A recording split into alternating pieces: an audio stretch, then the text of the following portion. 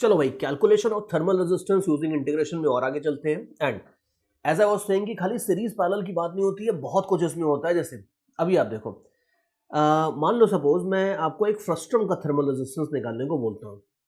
सी उसके पहले मैं थोड़ी सी प्लानिंग बता देता हूँ कि हम कर क्या रहे हैं। बेसिकली थर्मल रेजिस्टेंस का फॉर्मूला होता था L बाय के ए। तो आप इसमें देखो कि अगर मान लो सपोज कोई ऐसा मटेरियल है जिसकी लेंथ के साथ साथ अगर मैं थर्मल कंडक्टिविटी को वेरी कर दूंगा तो स्लाइसेस ले लेके मैं इंटीग्रेट करके थर्मल रेजिस्टेंस निकाल सकता हूं। लेकिन जो दूसरी टेक्निक है वो ये है कि मैं एरिया भी तो वेरी कर सकता हूं। अगर मान लो ऐसा है कि ये पूरा यहां से यहां तक की जो लेंथ है, इसमें अगर यहाँ एरिया अलग है, ये एरिया अलग है, ये एरिया अलग है, तो भी मैं ये फॉर्मूले को पूरे के पूरे मटेरियल के ऊपर एक बार में तो यूज कर नहीं सकता, मुझे वापस इंटीग्रेट करना पड़ेगा। तो यहां पे भी सिचुएशन ऐसी बनती है कि मुझे कुछ इंटीग्रेशन करना पड़ेगा। और इन जनरल आइडिया ऐसा है कि थर्मल रेजिस्टेंस की इंटीग्रेशन वाली प्रॉब्लम्स आप ऐसे तो बना ही सकते हो जिसमें लेंथ के साथ साथ या एक्स के साथ साथ आप के या ए को वेरी कर दो। ऐसी प्रॉब्लम्स तो डेफिनेटली बनती हैं और इसके सिवा भी एक दो और वैरायटी बनती है, उसके ऊपर भी आएंगे। लेकिन सबसे पहले ये सब तो करके देख ही लेते हैं। तो यहाँ पे मैंने के को कांस्टेंट रखा है और मैंने क्रॉस सेक्शनल एरिया को वेरी कर दिया है। मेरे पास है एक फ्रस्ट्रम यानी कि ट्रंकेटेड कोन। इसका इधर वाला जो रेडियस है ये मान लेते हैं R1 है, इधर वाला रेडियस R2 है। मान लो R1 वाली जो सरफेस है इसको मैंने हायर टेम्परेचर पे रखा है, R2 वाली सरफेस को मैंने लोअर टेम्परेचर पे रखा है। तो क्लियरली यहां से यहां पे थर्मल करंट कुछ फ्लो करना शुरू करेगा ऐसे। और हमें बेसिकली ये निकालना है कि इस सिचुएशन में इस ऑब्जेक्ट की टोटल थर्मल रेजिस्टेंस कितनी होगी, ये हम बाय इंटीग्रेशन निकालने वाले हैं। और यहां पे भी इंटीग्रेशन करने से पहले हम एक छोटे से एजम्पशन की बात करेंगे। एजम्पशन ये है कि R1 और R2 के अंदर जो डिफरेंस है ये बहुत ज्यादा नहीं होगा, ये हम एज्यूम करके चलेंगे। बिकॉज देखो दिक्कत ये है कि अगर मान लो ऐसी सिचुएशन होती है कि R1 और R2 के बीच में डिफरेंस बहुत ज्यादा है तो थर्मल करंट खाली सीधा नहीं फ्लो होगा, कुछ टेढ़ा भी फ्लो होना शुरू होगा। अब ये टेढ़ा वाला जो फ्लो होता है, इस एंगल वाला जो आपका अलग डायरेक्शन में फ्लो हो रहा है, इस फैक्टर को हम थोड़ा नेग्लेक्ट करने वाले हैं आगे अपनी डेरिवेशन में। और हम अगर मान लो सपोज ये ज्यादा एंगल के ऊपर फ्लो होने लगता है तो उसकी वजह से कुछ कॉम्प्लिकेशंस आते हैं जिनको हम एज आई वाज सेइंग कि हम नेग्लेक्ट करेंगे। तो ये ध्यान रखना कि बहुत सारी 11th-12th लेवल की बुक्स में ये मेंशन ही नहीं करते, नेग्लेक्ट कर देते हैं, भूल जाते हैं मेंशन करना दैट R1 और R2 में बहुत ज्यादा डिफरेंस नहीं है। लेकिन अंडर दिस अजम्पशन हम कैलकुलेशंस करने वाले हैं। तो क्या होता है, कैलकुलेशन कैसे होगा, वो करने के लिए I will take you to a better figure. ये तो 3D फिगर मैंने बना दी थी, लेकिन मैं आपको जरा इसकी एक प्रॉपर 2D फिगर दिखाता हूं और उससे कैलकुलेशन करने में हमें आसानी होगी। तो ये है फ्रस्ट्रम। डेटा क्या क्या गिवन है अपने को, गिवन है इस फ्रस्ट्रम की टोटल लेंथ, मतलब कि ये लेंथ जो है ये गिवन है। दूसरा अपने को गिवन है ये वाला रेडियस R2 है, ये वाला रेडियस R1 है, ये गिवन है। मटेरियल की थर्मल कंडक्टिविटी K। तो रेड कलर से मैंने जो जो क्वांटिटीज लिखी है ये सारी क्वांटिटीज गिवन है और हमें निकालना है थर्मल रेजिस्टेंस। अब क्या करेंगे देखते हैं। सी तरीका तो देखो, स्टार्टिंग तो वही रहेगी कि हम एक डिस्टेंस x के ऊपर dx थिकनेस की स्लाइस ले लेंगे। तो ये सब तो वही रहने वाला है स्टार्टिंग तो, ठीक है। ये तो हमने स्लाइस ले ली और इस स्लाइस की थर्मल रेजिस्टेंस को हम dr बोल देंगे।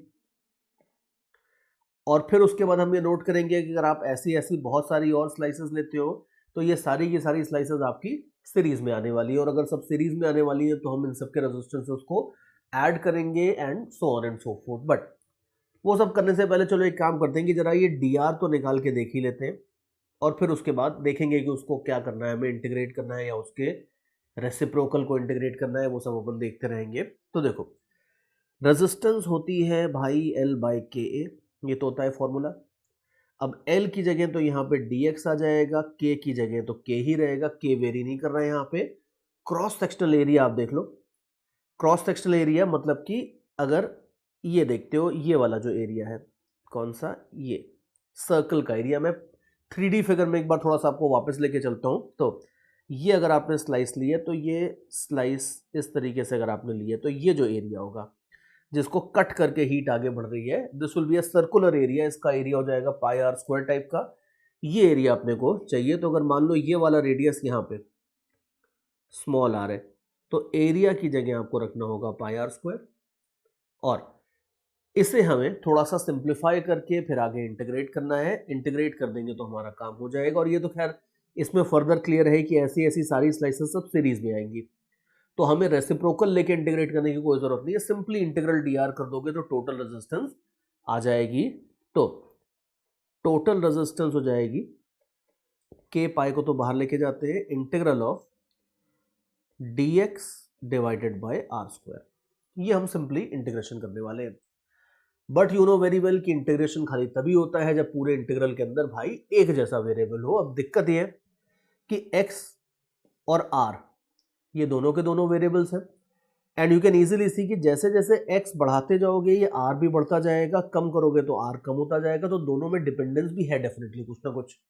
तो हमें अब अगला काम ये करना है, और यही मेन काम होगा क्वेश्चन का, कि हमें ये स्मॉल r जो है इसको x के टर्म्स में रखना है, उड़ाना है इसको, और फिर उसके बाद then we will be able to integrate everything. अब आप देखो ये स्मॉल r को आप x के टर्म्स में कैसे लिखोगे, कई तरीके हैं इसके। जैसे एक सिंपल सा तरीका तो ये भी है, जैसे आप एक काम करो, यहां से एक लाइन बना दो, और उसके बाद देखो इसके बाद इसमें हम थोड़ा सिमिलर ट्रायंगल लगाने वाले हैं। हम ये बोलेंगे कि ये छोटा ट्रायंगल और ये बड़ा ट्रायंगल, ये दोनों के दोनों ट्रायंगल्स तो सिमिलर है। अब छोटे ट्रायंगल की बात करते हैं पहले। छोटे ट्रायंगल की जो ये हाइट होगी, ये जो मैं अभी मार्क कर रहा हूं यहाँ पे, ये हाइट हो जाएगी स्मॉल r और r1 का डिफरेंस। ये r1 है और ये पूरा स्मॉल r है, तो ये वाली जो हाइट होगी, मैं मार्क कर ही देता हूँ इसको यहाँ पे, ये जो हाइट होगी ये हो जाएगी स्मॉल r माइनस r1।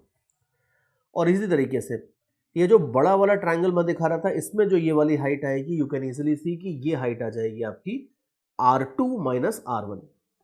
तो ये तो आसान है, R2 माइनस R1।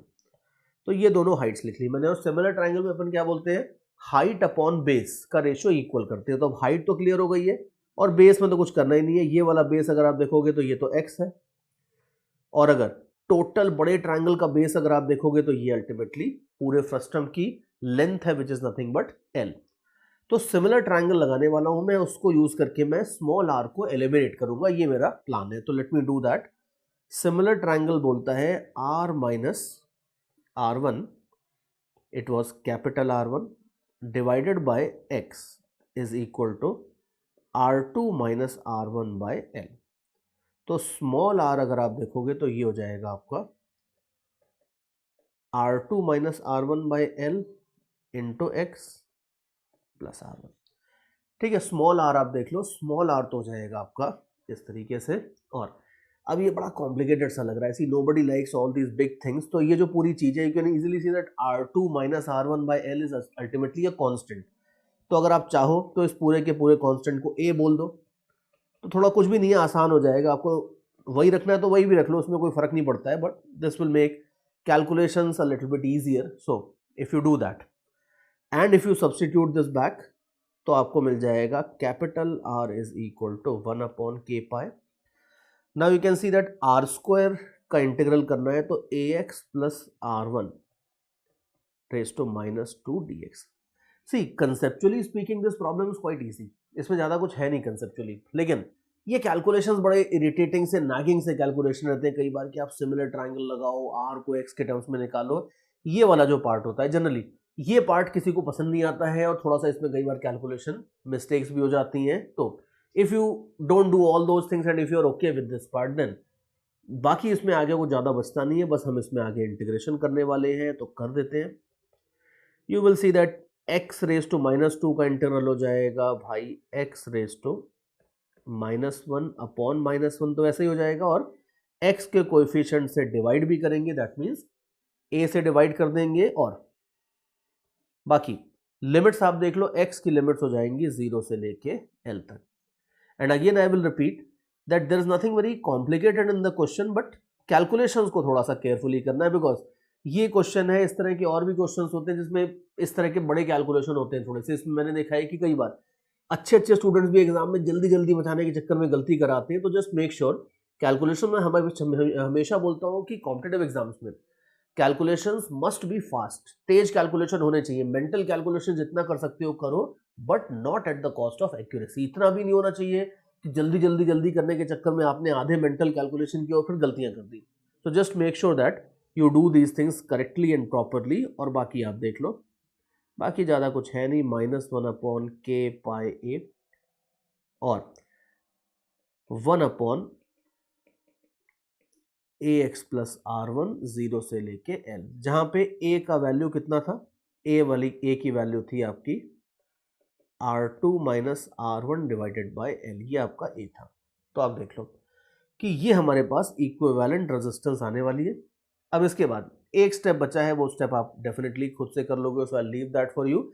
लिमिट्स डालनी है बस इसमें, तो l और 0 दो लिमिट्स डाल के सब्ट्रैक्ट करके आप फाइनल आंसर लिख सकते हो और कंप्लीट हो जाएगी पूरी problem. But you can easily see कि इस तरीके से moral of the whole story is this, conceptually speaking इस प्रॉब्लम में हमने बेसिकली एक चीज देखी है कि अगर रेजिस्टेंस होती है L/Ka, तो x के साथ साथ अगर आप कंडक्टिविटी वेरी कर दो या एरिया वेरी कर दो, इन दो तरीके से प्राइमरली इंटीग्रेशन की प्रॉब्लम्स बनते हैं। लेकिन मैंने थोड़ा ये भी बोला था कि आगे चल के हम कुछ ऐसी प्रॉब्लम्स भी देखेंगे जो इसमें कुछ तीसरा ही तरीका आ जाएगा, लेकिन फिर भी 99% जो मेजॉरिटी प्रॉब्लम्स बनती है थर्मल रेजिस्टेंस की इंटीग्रेशन से रिलेटेड जो प्रॉब्लम्स बनती है उसमें या तो k वेरी होता है या एरिया वेरी होता है, या ऑब्वियसली आप दोनों वेरी कर सकते हो। और ये जो मैंने कराया है ये तो स्टैंडर्ड डेरिवेशन थी, but you can easily see कि इस तरह से अगर आप चाहो तो कितनी भी प्रॉब्लम बना सकते हो। जैसे अभी आप ये देख लो, एक बार जेईई एडवांस में ही पूछा था इन्होंने दिया था कि इस तरह का फ्रस्टम है, मतलब जो कोनिकल फ्रस्टम होता है वैसा नहीं था, एक पिरामिड था बेसिकली स्क्वायर बेस का, इसका फ्रस्टम बना दिया था। फिर बोला था कि इन दोनों पिंक और येलो फेसेस के बीच में थर्मल रेजिस्टेंस निकालो, तो ठीक है, बिल्कुल सिमिलर कैलकुलेशंस होंगे, लेकिन obviously the final answer will be different. तो इस तरह से इधर उधर के प्रॉब्लम्स आप आराम से टैकल कर सकते हो बेस्ड ऑन दिस डेरिवेशन।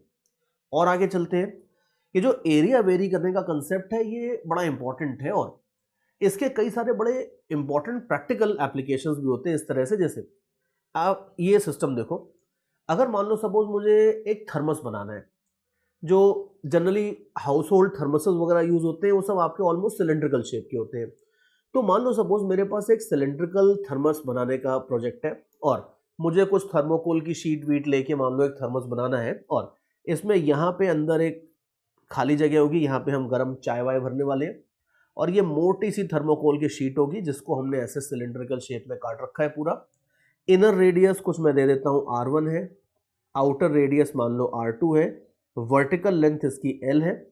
मान लेते हैं कि जो भी हीट एस्केप करने वाली है वो इधर से ही एस्केप करने वाली है। वैसे तो अगर आप चाय भर दोगे तो हीट ऐसे भी एस्केप कर सकती है यूँ, बट मान लेते हैं वो हमने ऊपर नीचे किसी बहुत ही हाई रेजिस्टिविटी के मटेरियल से कवर कर दिया, तो हीट जो भी फ्लो करेगी वो सारी की सारी मान लो रेडियली फ्लो करेगी। हीट का फ्लो आप ध्यान से देखो, ये रेडियली आउटवर्ड होगा। अगर थोड़ी 3D फिगर बनाता हूं मैं तो it will look somewhat like this.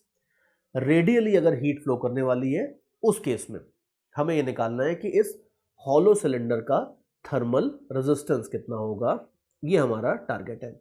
And again ये भी स्टैंडर्ड डेरिवेशन है, इसके पिछली वाली भी जो चीज थी वो सब की सब आपकी स्टैंडर्ड डेरिवेशंस हैं। तो अब ये थर्मल रेजिस्टेंस कैसे निकालेंगे देखते हैं। यहां पे भी आप देखो कि थर्मल रेजिस्टेंस का बेसिक फॉर्मूला तो एक सेकंड के लिए लिख लेते हैं, और इसके बाद देख लो कि इसमें k का कोई वेरिएशन तो हो नहीं रहा है, तो k तो कोई प्रॉब्लम करेगा नहीं। यहां पे अब वापस दिक्कत आने वाली है आपके एरिया की।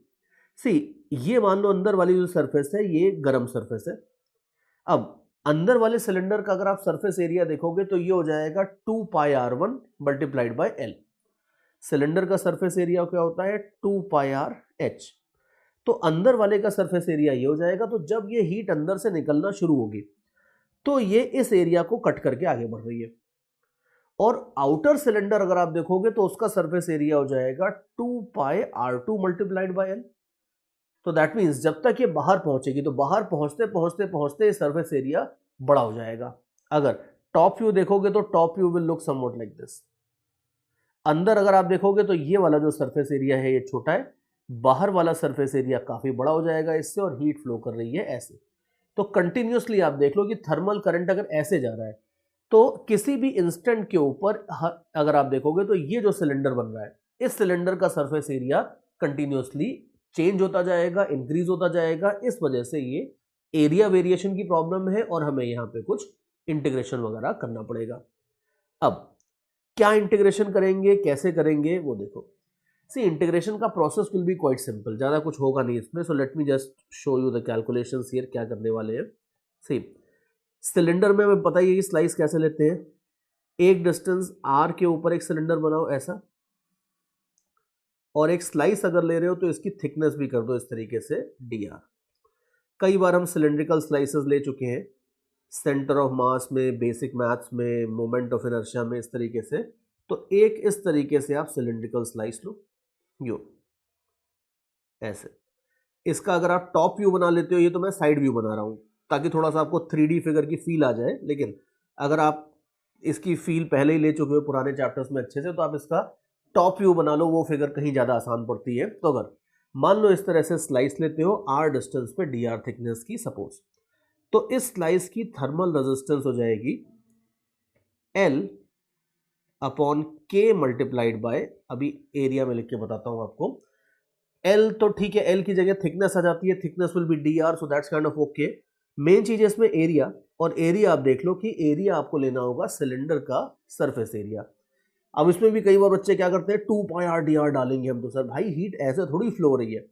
अगर हीट मान लो ऐसे फ्लो हो रही होती, तब हम बोलते कि हीट फ्लो के डायरेक्शन के परपेंडिकुलर वाला एरिया हमेशा लिया जाता है ए में, तब हम अगर ऐसे हीट फ्लो होती तब हम 2 पाई आर डी आर वगैरह डालते, लेकिन ऐसा कुछ नहीं है यहाँ पे। यहाँ पे अगर आप देखो तो हीट फ्लो हो रही है रेडियली, और उसके परपेंडिकुलर अगर आप देखोगे तो सिलेंडर का सरफेस एरिया होगा which will be nothing but 2 pi R D R.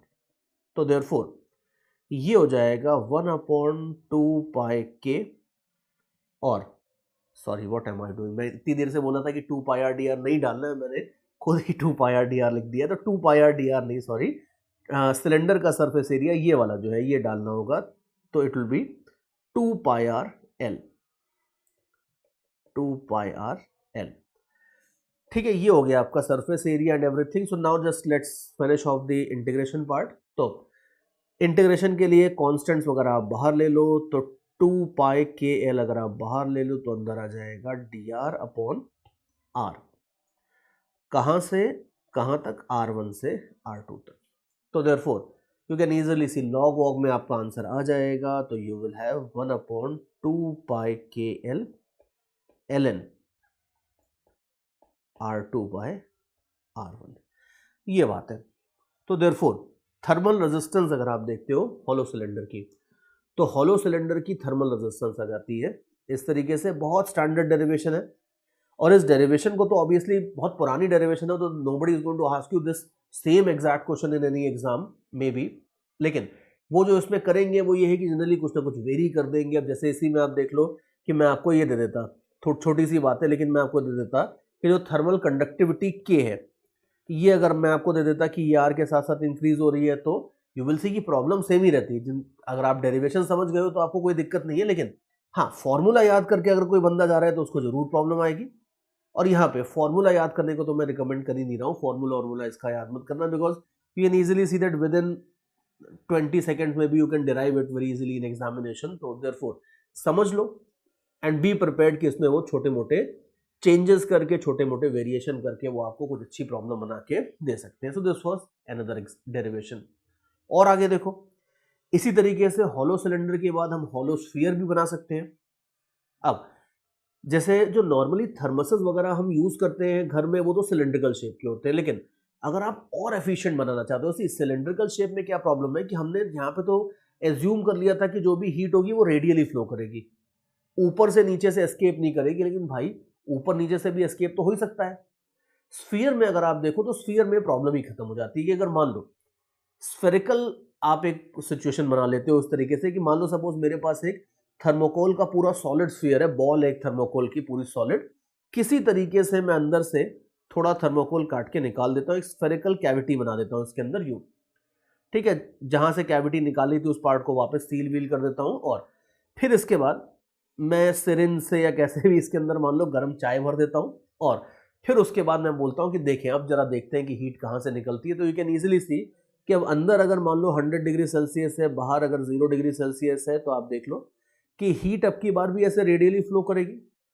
But ये फिगर आपकी स्फेरिकल वाली सिचुएशन है, हॉलोस्फीयर वाली सिचुएशन है, तो इसमें कोई टॉप और बॉटम वाली सिचुएशन अलग नहीं होगी, हर तरफ से सिमेट्रिकल हीट फ्लो होगा इन रेडियली आउटवर्ड डायरेक्शन। और यहां पे अगर आपको थर्मल रेजिस्टेंस निकालनी है तो स्टार्ट वैसे ही करते हैं। थर्मल रेजिस्टेंस का पहले फॉर्मूला लिख के देखते हैं कि भाई इंटीग्रेशन की जरूरत भी पड़ेगी या नहीं पड़ेगी।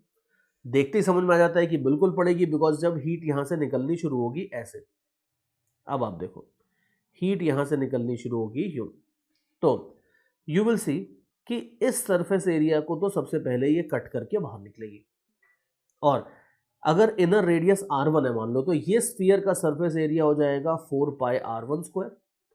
बाहर वाला एरिया अगर r2 है तो ये हो जाएगा 4 पाई r2 square and so on. तो देयरफॉर यू विल सी कि यहां पे भी जैसे जैसे आप बाहर चलते जाओगे वैसे वैसे surface area perpendicular to direction of flow of heat बढ़ता जाएगा। तो एरिया वेरिएशन की प्रॉब्लम तो डेफिनेटली है, और यहां पे भी हम काम वही करने वाले हैं कि सेंटर से एक डिस्टेंस r पे dr थिकनेस की हम एक स्लाइस ले लेंगे, और ये जो स्लाइस आ रही है इस स्लाइस की थर्मल रेजिस्टेंस हम निकाल लेते हैं। यू कैन सी कि स्लाइस की थर्मल रेजिस्टेंस हो जाएगी dr divided by 4 pi r square multiplied by k। Look very carefully कि हमने स्फीयर का सरफेस एरिया डाल दिया है सिंपली यहाँ पे 4 पाई r स्क्वायर। तो बस अब इसके बाद 1/4 पाई k को बाहर ले लो, और मतलब इसके बाद तो देखो खाली इंटीग्रेट ही करना है, कंसेप्ट तो हो ही है इसके अंदर। इसको r1 टू r2 इंटीग्रेट कर लोगे तो आपको टोटल थर्मल रेजिस्टेंस मिल जाएगी। So let me just finish this off. 1/4 pi k 1 by r1 minus 1 by r2। if you put the limits and do all the integration and everything, ये आपके पास आ जाएगी thermal resistance. और इस तरीके से hollow sphere हो, चाहे हॉलो सिलेंडर हो, चाहे फ्रस्ट्रम हो, इस तरह के सारे एरिया वेरिएशन वाले प्रॉब्लम्स को आप आराम से टैकल कर सकते हो। ये तीन तो एरिया वेरिएशन की स्टैंडर्ड डेरिवेशन होती है, लेकिन यू कैन इजीली सी कि इन्हीं में घुमा फिरा के अगर आप और चाहो के को वेरी भी के को भी आप साथ में वेरी कर दो एटसेट्रा एटसेट्रा, तो you can make infinite kind of problems. तो ये तो आपकी कुछ प्रॉब्लम्स थी जिसमें हमने सबसे पहले तो के को वेरी करके कुछ प्रॉब्लम्स बनाई थी, सीरीज पैरेलल वाली दो, और फिर हमने देखा कि एरिया को वेरी करके किस तरह से इंटीग्रेशन की प्रॉब्लम्स बनती हैं। और मेनली जेई मेंस या एडवांस में भी जो नॉर्मल लेवल होता है वहां तक का काम तो अपना इंटीग्रेशन की प्रॉब्लम्स का अच्छे से हो गया है। लेकिन इसके बाद एक यूनिक सिचुएशन देखेंगे जिसमें कुछ अलग ही तरीके से हम इंटीग्रेशन की प्रॉब्लम्स बनाने वाले हैं, तो वो अभी अपन देखते हैं। बट उसके पहले before we go on to that, सबसे पहले आई विल रिकमेंड कि असाइनमेंट वगैरह आप देख लो, क्वेश्चन बैंक असाइनमेंट्स वगैरह जो भी आपके पास है उससे कम से कम 5-6 प्रॉब्लम से इंटीग्रेशन वाली सॉल्व कर लो, इतने पार्ट को आप पक्का कर लो। फिर उसके बाद अगले वाले पार्ट पे चलना जिसमें हम इंटीग्रेशन की एक बहुत ही यूनिक प्रॉब्लम देखने वाले हैं। चलो guys, now let us have a look at that unique problem that I was talking about. देखो कुछ ऐसे बड़े इंटरेस्टिंग से मटेरियल्स होते हैं जिनकी थर्मल कंडक्टिविटी टेम्परेचर के ऊपर डिपेंड करती है। सी कुछ ऐसे material, you can easily see that that's pretty natural also, because जैसे जैसे आप टेम्परेचर बढ़ाते हो, temperature is such a thing जिसपे मटेरियल की ऑलमोस्ट सारी की सारी प्रॉपर्टीज डिपेंड करती हैं। अगर मान लो सपोज डेंसिटी आप देखोगे तो वो तो डिपेंड करती है, फिर बाकी थर्मल कोएफिशिएंट, थर्मल एक्सपेंशन का जो कोएफिशिएंट था वो भी तुमने देखा था कि थोड़ा बहुत डिपेंड करता है, एटसेट्रा एटसेट्रा। तो टेम्परेचर एक ऐसी चीज है जिसको अगर आप सफिशिएंटली वेरी करोगे तो ऑलमोस्ट हर मटेरियल की सारी प्रॉपर्टीज चेंज होती हैं, एंड नेचुरली थर्मल कंडक्टिविटी भी चेंज हो सकती है। तो मान लो सपोज मैं एक ऐसे मटेरियल की रॉड बनाता हूं जिसकी थर्मल कंडक्टिविटी टेम्परेचर के साथ साथ चेंज हो रही है। ध्यान से देखो कि ये कोई के मैंने आपको एक्स के साथ साथ वेरी करता हुआ नहीं दिया है। अगर टेम्परेचर के साथ साथ वेरी हो रही है, इस तरह के मटेरियल्स को कैसे हैंडल करते हैं ये हम देखेंगे अपनी नेक्स्ट वाली डेरिवेशन में। मैं इसे एग्जाम्पल के फॉर्म में दिखा रहा हूं, बट डोंट मिस्टेक इट कि ये बस खाली एक पर्टिकुलर एग्जाम्पल, ऐसा नहीं है। This is a complete class of problems जिसमें हम ऐसे सिचुएशन को हैंडल करना सीखेंगे जिसमें थर्मल कंडक्टिविटी टेम्परेचर के साथ साथ वेरी होती है। अब देखो, मान लो मेरे पास कोई मटेरियल है जिसकी थर्मल कंडक्टिविटी ऐसे वेरी हो रही है, वेयर जो टेम्परेचर है ये टेम्परेचर टी आपका टेम्परेचर इन डिग्री सेल्सियस है। ये क्लियरली स्पेसिफाई करना पड़ेगा कि भाई ये केल्विन में है या डिग्री सेल्सियस में है। तो temperature T is in degree Celsius, thermal conductivity अगर आप देखोगे तो 100 डिग्री सेल्सियस के ऊपर मैक्सिमम होगी एक तरह से, अगर आप देखो यहाँ पे तो यहाँ ज़्यादा होगी कंडक्टिविटी। जैसे जैसे इधर चलते जाओगे रॉड ठंडी होती जाएगी, बिल्कुल इस एंड पे जाके थर्मल कंडक्टिविटी कम हो जाएगी। तो देयरफॉर थर्मल कंडक्टिविटी यहाँ से यहाँ तक एक जैसी तो नहीं रहने वाली है, कंटिन्यूसली वेरी करेगी। और टेम्परेचर के साथ साथ वेरिएशन आपको दिया है, और हमें ये निकालना है कि अगर इस रॉड का एक एंड 100 डिग्री सेल्सियस पे मेंटेन्ड है, दूसरा 0 डिग्री सेल्सियस पे मेंटेन्ड है, तो इस रॉड की ओवरऑल इस रॉड के थ्रू थर्मल करंट कितना फ्लो करेगा, हमें एक तो ये चीज निकालनी है, और लास्ट में हमें ये भी निकालना है कि भाई इसकी थर्मल रेजिस्टेंस कितनी होगी। एंड पहली चीज तो आप देख लो कि thermal resistance is equal to L by KA, तो भैया नहीं लगा सकते डायरेक्टली पूरी रॉड के ऊपर, बिकॉज पूरी की पूरी लेंथ में टेम्परेचर वेरी कर रहा है, यहां से यहां तक टेम्परेचर कंटिन्यूसली चेंज कर रहा है। अब अगर टेम्परेचर चेंज कर रहा है तो उसके अकॉर्डिंग K भी वेरी कर रहा है, और अगर K हर जगह अलग अलग है तो कोई यूनिक वैल्यू तो यहाँ पे डालना पॉसिबल है नहीं। तो देयरफॉर पहला तो खैर क्लियर ही पॉइंट है कि इंटीग्रेट तो हमें करना ही पड़ेगा। अब कैसे इंटीग्रेट करेंगे, क्या करेंगे वो देखते हैं। सबसे पहले तो देखो वही ट्रायल मारते हैं अपना पुराना वाला, कि एक डिस्टेंस x के ऊपर dx थिकनेस की स्लाइस लेके देखते हैं। ठीक है, स्लाइस की थर्मल रेजिस्टेंस हो जाएगी dr, L की जगह dx डाल दोगे, A तो A ही रहेगा, एरिया मैं दे देता हूं आपको, क्रॉस सेक्शन का A है, और K अगर आप देखो तो K की जगह आप मान लो चलो K0T डाल भी देते हो, सपोज मान लो अगर ये सारी जो गिवन वैल्यूज है वो सब एज इट इज सब्स्टिट्यूट कर देते हो, तो आप देख लो कि दिक्कत ये है कि अगले स्टेप में फंस जाएंगे। बिकॉज अगर हमने ये dr लिख दिया, अब अगर आप दोनों साइड इंटीग्रेट कर भी दो तो ये राइट हैंड साइड का इंटीग्रल निकलेगा नहीं। बिकॉज आप देख लो कि अगर k आपको as a function of x दिया होता तब तो आप ये x के टर्म्स में है, ऊपर dx है, सिंगल वेरिएबल में इंटीग्रल है, आप सॉल्व कर लोगे। लेकिन दिक्कत ये कि ये t है और ये x है, दोनों वेरिएबल्स है, तो कांस्टेंट नहीं है कि आप t को बाहर लेके आ जाओगे, दोनों वेरिएबल्स हैं। और टेम्परेचर हमें पता है कि 100 से 10 डिग्री सेल्सियस जा रहे हो तो टेम्परेचर चेंज हो रहा है, लेकिन ये तो हमें पता नहीं है कि टेम्परेचर x के साथ साथ कैसे वेरी हो रहा है। अब आप कहोगे कि सर रेशियो एंड प्रोपोर्शन लगा देंगे, लेकिन रेशियो एंड प्रोपोर्शन नहीं लगा सकते। ये किसने कहा कि टेम्परेचर x के साथ साथ लीनियरली कम हो रहा है, टेम्परेचर x के साथ साथ कुछ अजीब तरीके से भी कम हो सकता था। तो दिक्कत ये है कि temperature as a function of x तो हमें पता नहीं है, और जब तक ये पता नहीं है तब तक ये इंटीग्रल अनफॉर्चुनेटली आगे बढ़ नहीं सकता है। तो समस्या बहुत बड़ी ये आती है कि इस तरीके से dr की वैल्यू लिख के उसे इंटीग्रेट करके r निकालने की स्ट्रेटजी तो अनफॉर्चुनेटली फेल हो जाती है, because we do not know that how temperature is varying with x to begin with. तो देयरफॉर यहां पे इस टाइप की प्रॉब्लम्स में थोड़ी सी अलग अप्रोच लगाते हैं, बहुत ज्यादा अलग अप्रोच नहीं लगाएंगे, इंटीग्रेशन हम करेंगे एंड में, लेकिन थोड़ी सी अप्रोच हमारी अलग होगी। अब क्या अप्रोच होगी, देखो अप्रोच हमारी ये रहती है इसमें कि स्लाइस जरूर लो, लेकिन स्लाइस के लिए आप dr निकाल के उसे इंटीग्रेट करने की स्ट्रैटेजी मत बनाओ, आप स्लाइस जरूर लो, बस स्लाइस के अक्रॉस आप ओम्स लॉ लगा दो। स्लाइस दिस ओम्स लॉ तो हम किसी के अक्रॉस भी लगा सकते हैं, ओम्स लॉ या लॉ ऑफ थर्मल कंडक्शन जो होता है वो होता है आपका temperature difference, let me write it in the old form only. Ohm's law होता था हमारा temperature difference is equal to IR, ये होता था। ये चीज आप पूरी रॉड के ऊपर मत लगाओ, ये चीज आप स्लाइस के ऊपर लगा दो। अब आप देखो स्लाइस के ऊपर अगर मैं ये लगाता हूं तो स्लाइस अगर थिन है तो R की जगह तो dr आएगा, थर्मल करंट तो I रहेगा, और चेंज इन टेम्परेचर भी इसके अक्रॉस स्मॉल ही होगा तो उसको हम dt बोलेंगे। तो अगर स्लाइस के अक्रॉस लगाते हो तो change in temperature is equal to I multiplied by dr, और dr can be written as this, ये है।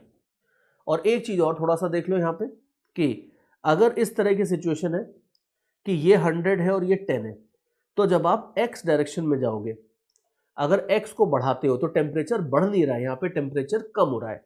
तो अगर टेम्परेचर कम हो रहा है तो देयरफॉर ये dt नहीं रखोगे, यहाँ पे चेंज इन टेम्परेचर को आप माइनस dt रखोगे, बस ये प्लस माइनस का थोड़ा सा ध्यान रख लेना। और इसमें कोई बहुत दिक्कत नहीं आएगी। अगर मान लो सपोज आप कंफ्यूज हो जाते सब पता नहीं कब प्लस होगा पता नहीं कब माइनस होगा, तो बहुत बड़ी प्रॉब्लम नहीं है, बिकॉज आप थोड़े बहुत स्टेप्स कैलकुलेट करके जब आंसर की तरफ पहुंचोगे तो वो आंसर को देख के भी थोड़ा सा आपको आइडिया लग जाएगा कि आपने प्लस माइनस सही किया है या नहीं सही किया है। बट यहाँ पे आइडिया बस ये था कि अगर टेम्परेचर डिक्रीज हो रहा है तो आपको dt की जगह माइनस dt रखना होगा। और अब आप देखो कि अब इसमें इंटीग्रेशन की प्रॉब्लम नहीं फंसेगी, बिकॉज ये टेम्परेचर है और ये भी टेम्परेचर है।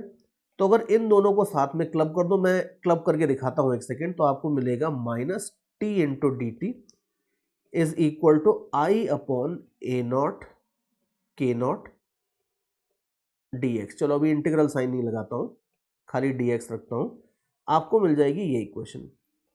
एंड नाउ यू कैन सी कि अब अगर आप दोनों साइड इंटीग्रेट करते हो तो t के साथ dt फिट हो गया है, कोई दिक्कत नहीं है इसमें। dx अकेला रहेगा क्योंकि उसके सामने जितनी भी चीजें हैं ये सारी की सारी कांस्टेंट है। Note carefully that i can also be taken outside the integral. क्यों? बिकॉज सारी की सारी स्लाइसेस तो सीरीज में है, तो जो करंट इधर है वही करंट इधर भी है, वही करंट इधर भी है। तो देयरफॉर x को अगर आप वेरी भी करते जाओगे तो भाई i तो चेंज होने वाला नहीं है। तो देयरफॉर i को आप 100% इंटीग्रल के बाहर निकाल सकते हो। तो जब आप इंटीग्रेट करोगे तो ये बड़ा सिंपल सा इंटीग्रल बन जाएगा ऐसे। और बस अब इस इंटीग्रल को सॉल्व कर लो। तो minus T square by to from, मैं तो t1 और t2 लिख देता हूं यहाँ पे, हम 100 और 10 लास्ट में डालते रहेंगे। Minus T square by two is equal to I by A naught k naught into x. X की भी लिमिट्स आप डाल दोगे तो रॉड की लेंथ मान लो सपोज मैं 0 to L ले लेता हूं, तो this will be the thing.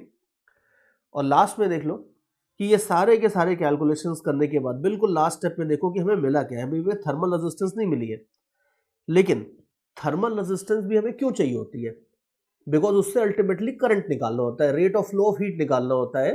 तो यहां पे आप देख लो कि यहां थर्मल रेजिस्टेंस की जरूरत ही नहीं है। सीधा सीधा अगर आप देखोगे तो हमें थर्मल करंट तो सीधा ही मिल गया यहाँ पे। तो देयरफॉर थोड़ा सा अगर आप इसको रीअरेंज कर लो तो आपको थर्मल करंट की वैल्यू मिल जाएगी ऐसे, ए naught k not upon L. ये तो अपन दूसरे साइड पे लेके आ गए और पहले वाले साइड में अपनी लिमिट्स और डाल देते हैं, 2 को बाहर रखते हैं और ये हो जाएगा आपका t1 square minus t2 square, ये चीज है। तो ये आप देख लो t1 t2 जो है, t1 की जगह 100 आपको डालना है, t2 की जगह 10 डिग्री सेल्सियस डालना है। ये दोनों टेम्परेचर्स डाल दोगे तो आपको पूरा बढ़िया इसके अंदर थर्मल करंट आराम से मिल जाएगा। एंड रिमेंबर, थर्मल रेजिस्टेंस अपने आप में इंपॉर्टेंट नहीं होता। Thermal resistance is just a means to get thermal current. काम की जो चीज होती है वो थर्मल करंट होता है और इस तरीके से डायरेक्टली आपको थर्मल करंट मिल जाता है। और लास्ट में हाँ ये जरूर है कि अगर आपको थर्मल रेजिस्टेंस की वैल्यू ही पूछी है तो कोई दिक्कत नहीं है, आप उसकी डेफिनेशन से निकाल लो। भाई थर्मल रेजिस्टेंस क्या होती है? थर्मल रेजिस्टेंस हो जाती है temperature difference divided by current. See delta T equal to I R को रीअरेंज कर लोगे तो आपको थर्मल रेजिस्टेंस की डेफिनेशन भी मिल जाएगी कि अगर टेम्परेचर डिफरेंस इतने के लिए इतना करंट फ्लो हो रहा है तो इनके रेशियो को बोलते हैं थर्मल रेजिस्टेंस। तो अब आप देख लो कि टेम्परेचर डिफरेंस है यहाँ पे T1 माइनस T2 और करंट हमने निकाला है ए naught k not divided by 2L T1 square minus T2 square.